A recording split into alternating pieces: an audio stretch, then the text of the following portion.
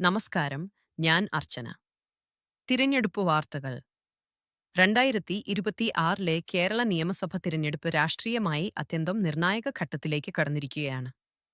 April 9-നാണ് സംസ്ഥാനത്തെ 140 മണ്ഡലങ്ങളിലേക്കുള്ള വോട്ടെടുപ്പ് നടക്കുന്നത്. ഫലം മെയ് 4-ന് പ്രഖ്യാപിക്കും.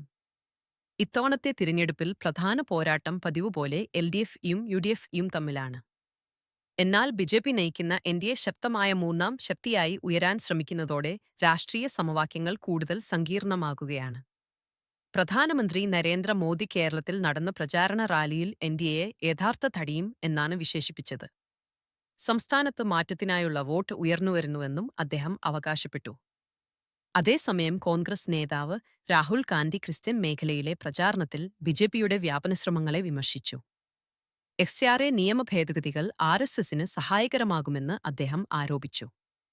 CPM നേതാവ് ബൃന്ദ കരാട്ട് ബിജെപിയെയും കോൺഗ്രസിനെയും വിമർശിച്ച് വ്യാജ ആരോപണങ്ങളിലൂടെ ഇടതുപക്ഷത്തെ ദുർബലപ്പെടുത്താൻ ശ്രമിക്കുന്നുവെന്ന് ആരോപിച്ചു. ഇതിനിടെ തിരഞ്ഞെടുപ്പ് പ്രക്രിയയിൽ ചില പ്രധാന വിഷയങ്ങളും ഉയർന്നുവരുന്നു. EVM സുരക്ഷയെക്കുറിച്ച് ഹൈക്കോടതി കൂടുതൽ സുതാര്യത ആവശ്യപ്പെട്ടിട്ടുണ്ട്.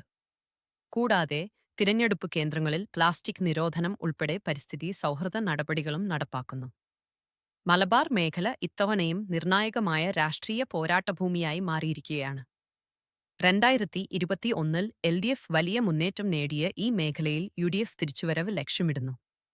ഇതിനൊപ്പം അകന്ന പ്രദേശങ്ങളിലെ വോട്ടർമാർക്ക് സൗകര്യം വർദ്ധിപ്പിക്കുന്നതിലും ശ്രദ്ധ കേന്ദ്രീകരിച്ചിരിക്കുന്നു. ചില പ്രദേശങ്ങളിൽ ആദ്യമായി പാലം നിർമ്മിച്ച് വോട്ടിംഗ് എളുപ്പമാക്കിയതും ശ്രദ്ധേയമാണ്. സർവേകൾ സൂചിപ്പിക്കുന്നത് LDF-ഉം UDF-ഉം തമ്മിൽ കടുത്ത പോരാട്ടമെന്നാണ്. ചില വിലയിരുത്തലുകൾ നെക്തുനയ്ക്ക് മത്സരം ഉണ്ടാകുമെന്ന് കാണിക്കുന്നു.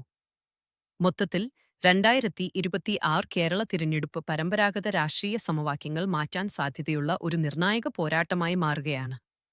വോട്ടർമാരുടെ തീരുമാനം സംസ്ഥാനത്തിന്റെ അടുത്ത രാഷ്ട്രീയ ദിശ നിർണ്ണയിക്കും.